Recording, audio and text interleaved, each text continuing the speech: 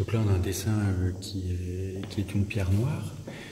Ce qui est intéressant de voir, c'est la préparation de l'artiste qui prend ses mesures, histoire de bien proportionner l'ensemble. Ce qui est aussi assez remarquable, ce sont les différents contrastes qui vont faire que la simple utilisation d'un crayon, qui est plutôt demi-teinte, je dirais, c'est ni trop sec ni trop gras.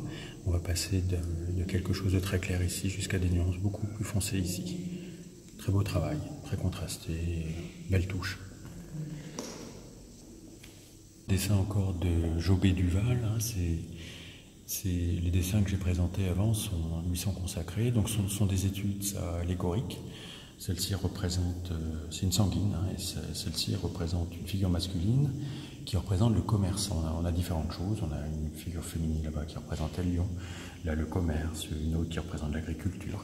Bon, le dessin est très sûr, on est dans la veine classique, d'autres diront académique du 19e siècle. Là, on remarquera la précision du trait. Au final, là, le quadrillage d'origine a disparu. Il a dû être gommé. On voit quelques repentirs ici, des recherches pour arriver au trait plus précis, plus exact.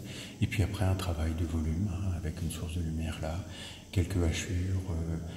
C'est un peu un travail de graveur, je dirais, pour arriver à cette précision et tout en gardant une vraie sensibilité, une vraie sensualité pour l'ensemble de l'œuvre. C'est vraiment du très très beau travail.